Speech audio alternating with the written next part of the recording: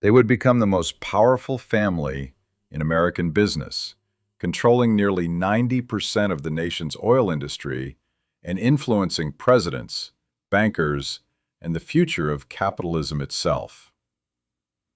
To the public, the Rockefeller name came to symbolize unimaginable wealth, discipline, and success. But behind the polished image was a family history few people ever saw.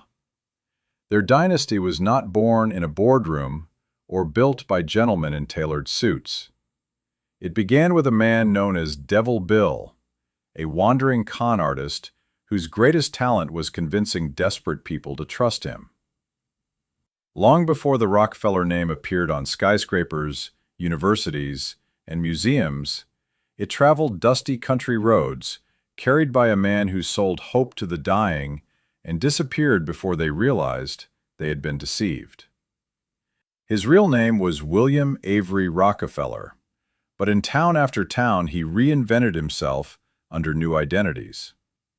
His favorite disguise was that of the celebrated physician Dr. William Livingston, a so-called cancer specialist who claimed to possess miraculous cures unavailable anywhere else.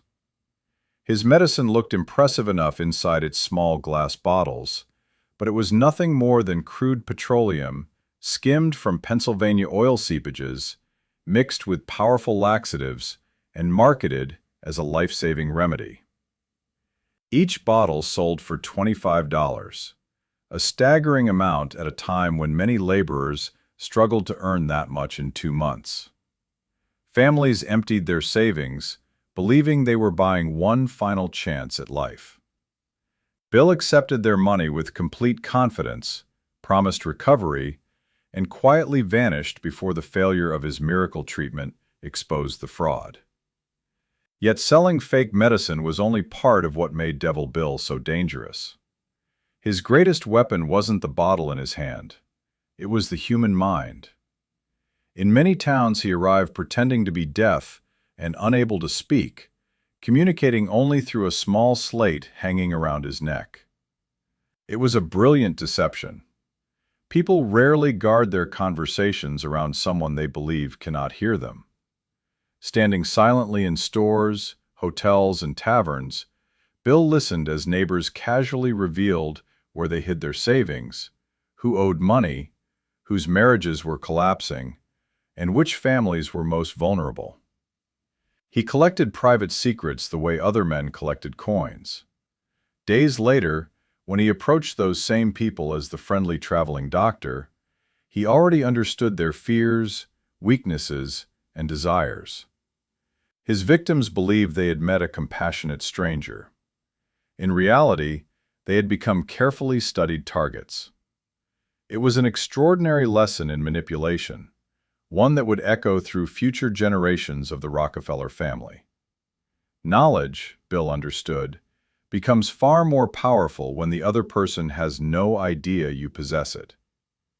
But William Rockefeller's darkness reached even further than deception and financial fraud.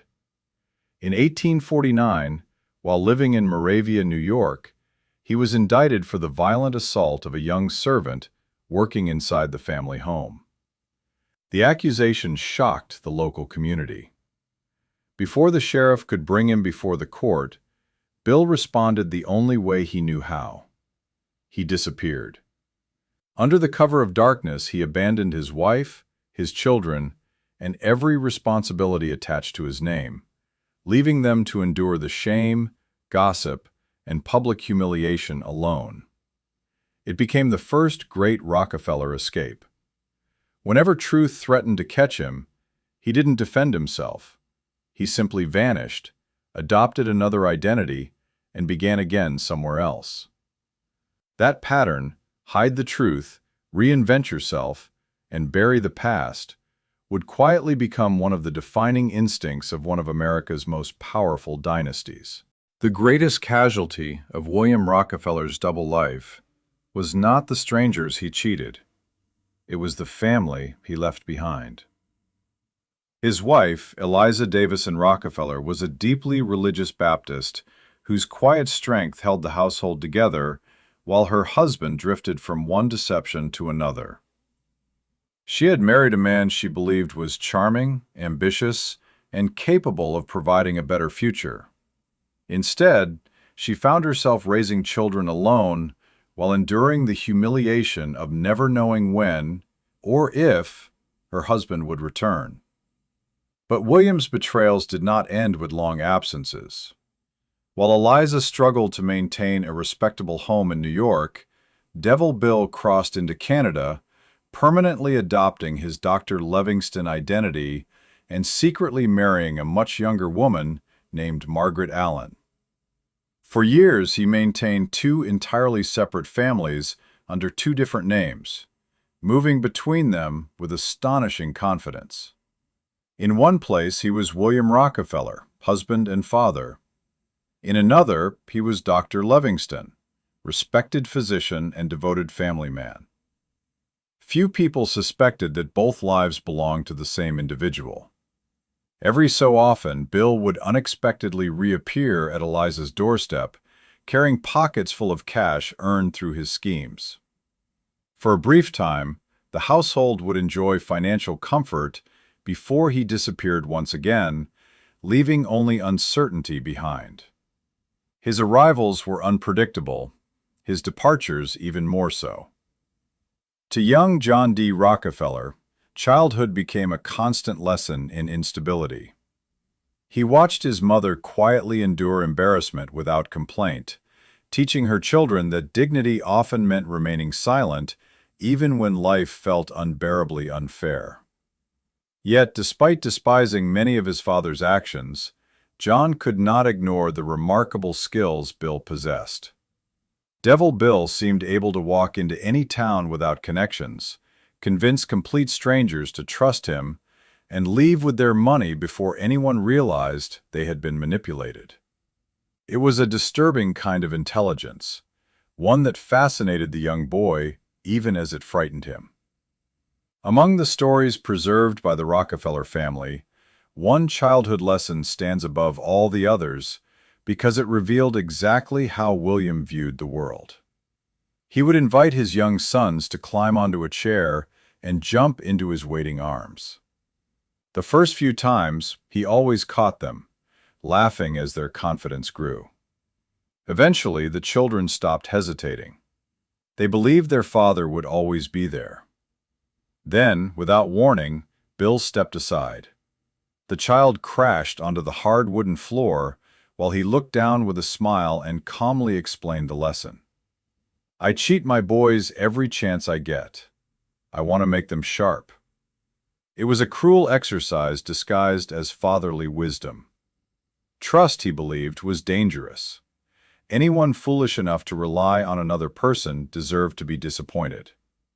The world, in Bill's eyes, was divided into only two kinds of people: the clever and the deceived. Better to become the one doing the cheating than the one left lying on the floor. Those moments left a permanent mark on John D. Rockefeller. He grew to despise his father's reckless lifestyle, drinking, affairs, and endless lies, yet he quietly absorbed something far more valuable: the belief that information, discipline, and psychological advantage could defeat stronger opponents. The carnival tricks would disappear. The fake medicine would disappear. The wandering life would disappear. But the strategy remained. William Rockefeller had used manipulation to steal from individuals. His son would eventually apply the same understanding of human behavior on a scale the world had never witnessed. The father sold fake oil in tiny bottles to desperate families searching for hope. The son would build an empire selling real oil to light cities across the globe. Different products, different methods. Yet beneath both careers lay the same understanding inherited from Devil Bill. Control the situation before anyone realizes the game has already begun. The wandering con man had unknowingly trained the architect of the greatest business monopoly in American history. If William Rockefeller was the unpredictable storm that uprooted the family's foundation, his son became the engineer who transformed chaos into absolute control. By the early 1860s, John D. Rockefeller entered the growing oil business in Cleveland, carrying lessons learned not in a classroom, but inside his own troubled home.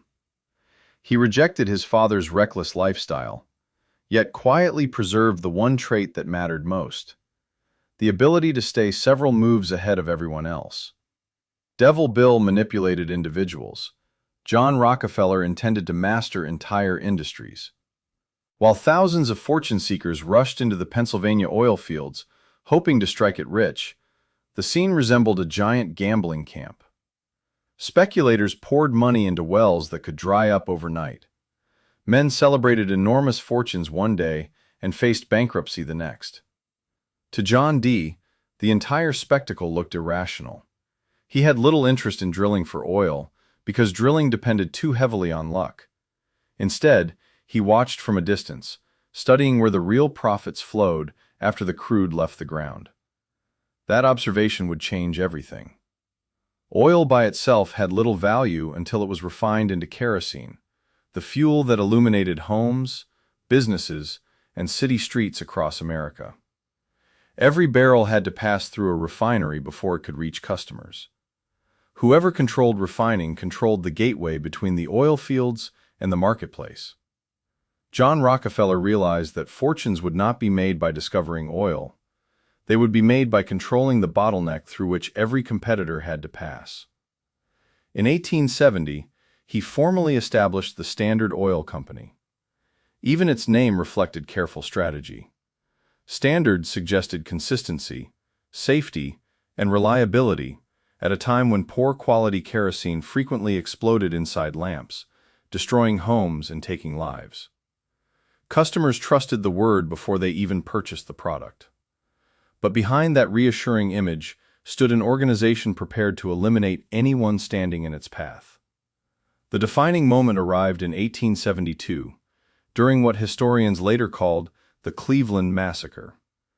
Rockefeller approached refinery owners throughout the city with an offer that sounded generous but carried a hidden threat. They could exchange their businesses for Standard Oil stock and join his expanding empire, or refuse and risk complete financial ruin. Many laughed at the proposal. They considered themselves successful businessmen and saw no reason to surrender everything they had built. What they could not see was the powerful alliance Rockefeller had already negotiated behind closed doors.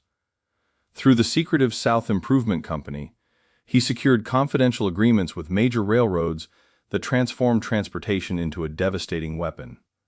Standard Oil received enormous rebates, allowing Rockefeller to ship oil at dramatically lower costs than his competitors. Yet the most shocking part of the arrangement was something known as the drawback. Every time an independent refinery shipped a barrel of oil using those same railroads, part of the shipping fee was secretly paid to Rockefeller himself. His competitors weren't simply paying higher transportation costs, they were unknowingly helping finance the destruction of their own businesses. It was an arrangement so one-sided that it turned ordinary competition into economic warfare. One refinery after another closed its doors, only to reopen weeks later flying the Standard Oil banner. In less than 3 months, 22 of Cleveland's 26 major refiners had either surrendered or disappeared. The city's independent oil industry didn't slowly decline, it was systematically absorbed. To Rockefeller, this wasn't cruelty, it was efficiency. He believed disorder had been replaced by order, and that only the strongest organization deserved to survive. While ruined businessmen struggled to explain what had happened, John D. Rockefeller calmly recorded another victory in his ledger, convinced he was simply doing what the future demanded. Inside Rockefeller's mind, there was no conflict between ruthless business tactics and personal faith. He possessed an extraordinary ability to separate one part of his life from another. After forcing competitors into bankruptcy or purchasing their companies at a fraction of their value, he would return home, gather his family, read from the Bible, and pray with complete sincerity. He genuinely believed his success reflected God's favor rather than the suffering of those left behind. To him, eliminating competitors was not an act of greed, it was the removal of inefficiency. He once explained this philosophy using a striking comparison from nature. "The magnificent American beauty rose," he wrote, "could only achieve its full beauty if the smaller buds surrounding it were trimmed away. The weaker shoots had to be sacrificed so the finest flower could flourish." That same reasoning shaped the Standard Oil empire. The independent refinery owners of Cleveland were not viewed as fathers, husbands, or entrepreneurs struggling to build honest businesses. In Rockefeller's eyes, they were simply the smaller buds preventing something greater from growing. He believed that consolidation served the public because one powerful company could provide cheaper, safer, and more reliable products than dozens of competing firms. Whether his rivals agreed no longer mattered. As Standard Oil expanded across the nation, Rockefeller accumulated wealth on a scale the world had never witnessed. By the 1880s, he was already the richest man in America. Yet unimaginable riches did not bring peace. Instead, they brought constant anxiety. Every acquisition created new enemies. Every lawsuit threatened the empire. Every newspaper investigation chipped away at the carefully crafted image of the quiet, disciplined businessman. The pressure slowly began attacking his body. First came severe digestive problems that forced him onto an unusually restricted diet, consisting mainly of milk and crackers. Then something even stranger occurred. His hair began falling out, not only from his head, but from his eyebrows, eyelashes, and every part of his body. Before long, the most powerful businessman in America was completely hairless. The transformation shocked those who knew him. The confident industrial titan became pale, fragile, and almost ghost-like in appearance. To hide his condition from the public, Rockefeller assembled an assortment of wigs, each reserved for different occasions. One for church, another for business meetings, another for leisure activities such as golf. Few people realized the man presented to the world required careful preparation before anyone could see him. Behind the polished image stood someone living under relentless physical and psychological strain. Yet even as his health deteriorated, his appetite for control only intensified. Standard Oil developed an intelligence network that reached into nearly every corner of its expanding empire. Company agents quietly followed competitors, recording where oil was delivered, which merchants purchased rival products, and how independent businesses attempted to survive. Every observation was carefully documented and sent to company headquarters at 26 Broadway in New York, where detailed records, known internally as the Blue Card system, allowed Rockefeller's executives to monitor competitors with astonishing precision. If a grocery store in Ohio purchased oil from an independent supplier, Standard Oil often knew about it almost immediately.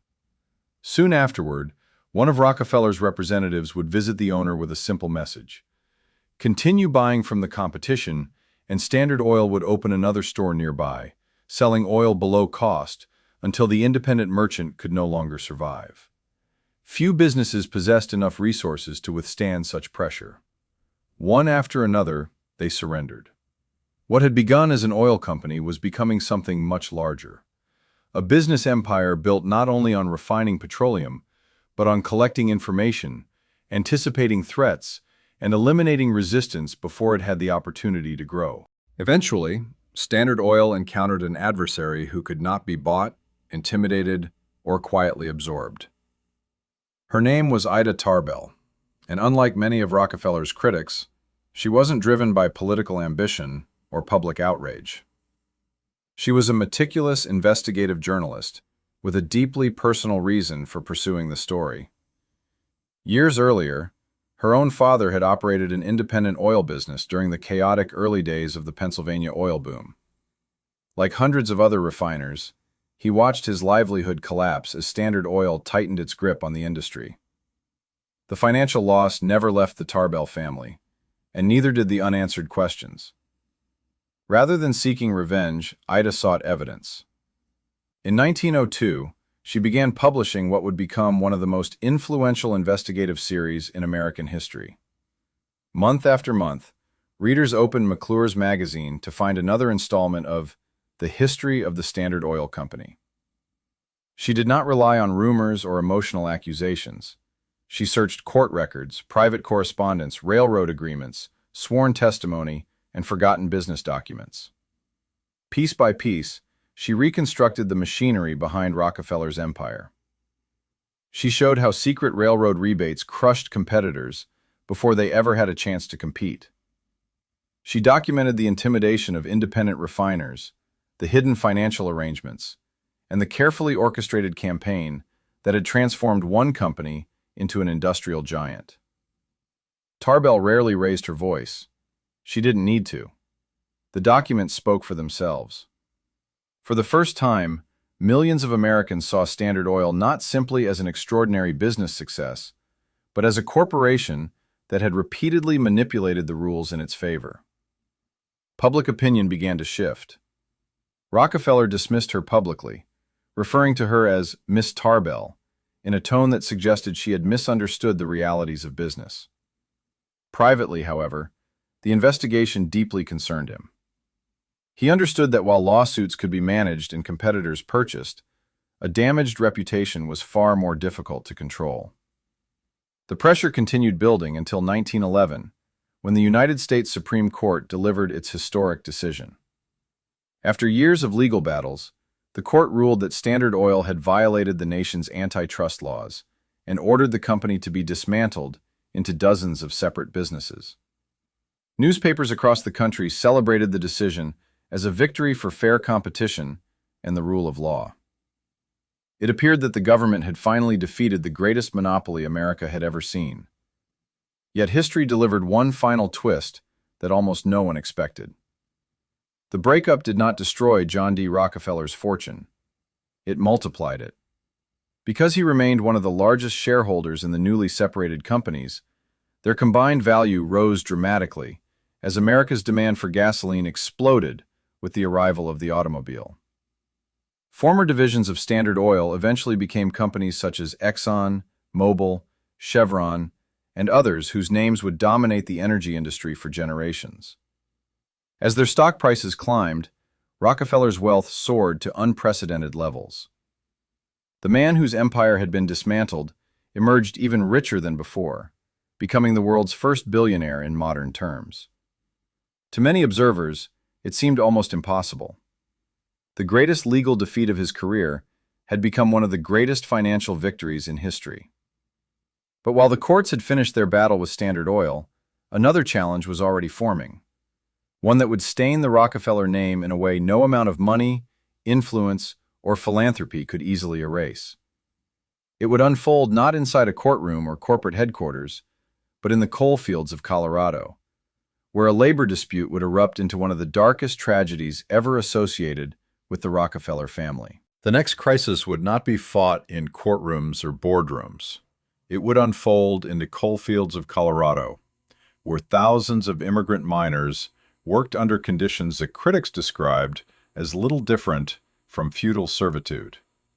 Although the public associated the Rockefeller name with oil, the family also controlled the Colorado Fuel and Iron Company, one of the largest coal producers in the American West. Entire communities depended on the company for survival. The miners lived in company-owned houses, purchased food from company stores, and in many cases were paid not entirely in cash, but with company-issued scrip that could only be spent within the company's own system. Every part of daily life remained under corporate control. Dangerous working conditions, frequent accidents, and low wages steadily increased resentment among the workers. Eventually, they demanded safer mines, better pay, and recognition of their union. When negotiations failed, thousands of miners walked off the job in 1913. Instead of reaching a compromise, the company ordered striking families to leave their homes immediately. Men, women, and children were forced into the harsh Colorado winter with nowhere to go. They established a tent colony near the small town of Ludlow, determined to continue their strike despite freezing temperatures and growing shortages.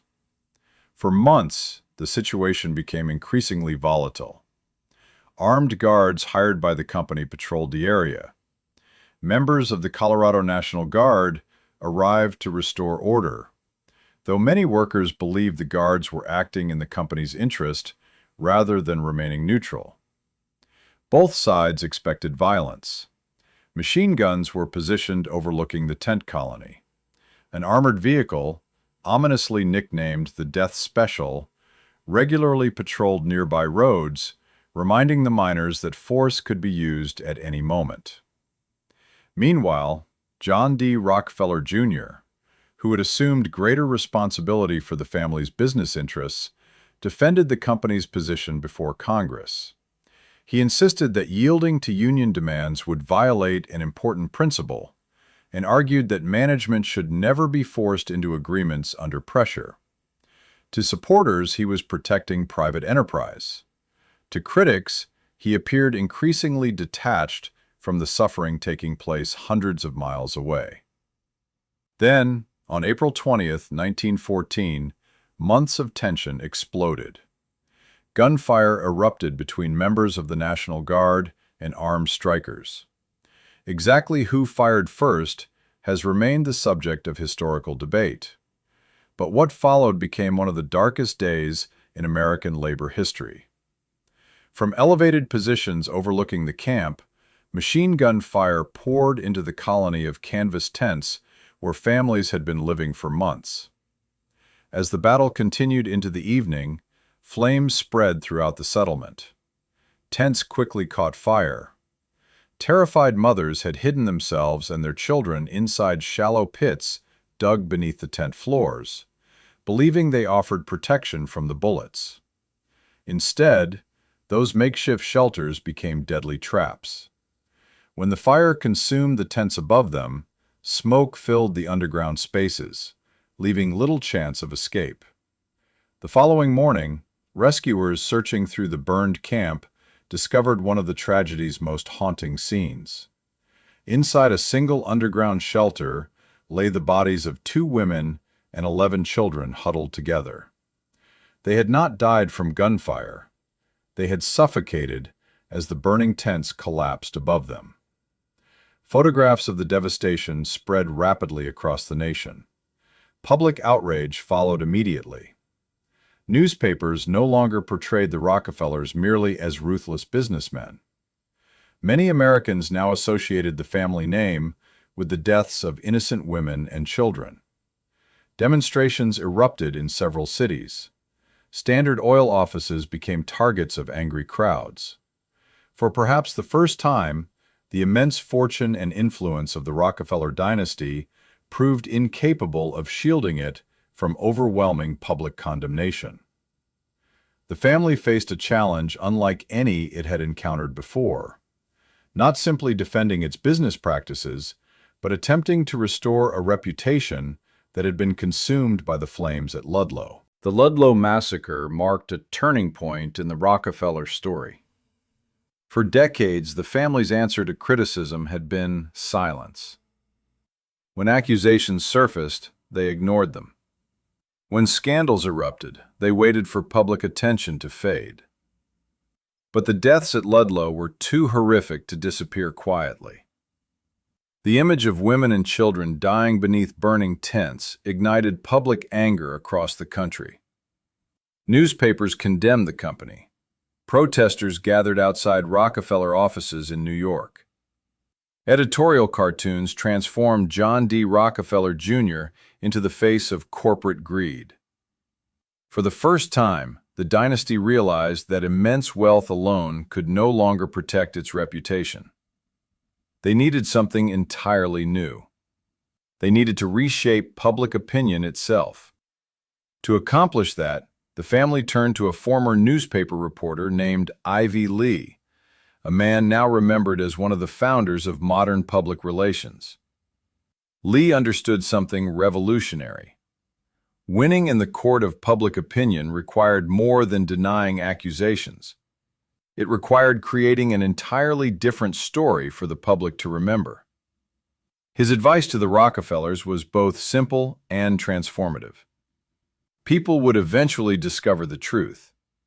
If they disliked what they found, then the family had to provide a more powerful image to replace it. Under Lee's direction, John D. Rockefeller Jr. traveled to Colorado, not to apologize for the tragedy, but to be seen with the miners. Cameras captured him wearing simple work clothes, walking through mining communities, shaking hands with workers, smiling beside their families, and listening carefully as they spoke. He posed for photographs inside the mines, sharing meals with laborers and appearing approachable, compassionate, and deeply concerned. The carefully staged images spread across newspapers nationwide. The message was unmistakable. The distant industrial heir was now portrayed as a thoughtful leader willing to understand ordinary workers. Whether those meetings genuinely changed company policy remained open to debate, but they undeniably changed the family's public image. Ivy Lee had demonstrated that perception itself could become a powerful asset. The campaign did not stop there. The elder John D. Rockefeller adopted one of the most recognizable public rituals of his later life. Wherever he traveled, he carried small, newly minted dimes in his pocket. Children, golf caddies, hotel workers, and complete strangers often found themselves receiving one of those shiny coins directly from the world's richest man. Newspapers eagerly photographed the scenes. Headlines increasingly focused on the kindly elderly billionaire generously handing out dimes, instead of the industrial empire that had once dominated the nation's oil industry. It was remarkably effective. The public gradually began associating Rockefeller not with monopolies or labor violence, but with philanthropy, generosity, universities, hospitals, libraries, scientific research, and charitable foundations. The family invested enormous sums into public causes, helping establish institutions whose influence continues today. Rockefeller Center rose over Manhattan as a symbol of ambition and modern architecture. Historic Williamsburg was painstakingly restored. The family donated the land that would eventually become the headquarters of the United Nations. One charitable project followed another until philanthropy became inseparable from the Rockefeller name. Critics argued that these generous acts represented sincere efforts to give back to society. Others believed they formed one of the most successful reputation-building campaigns in modern history.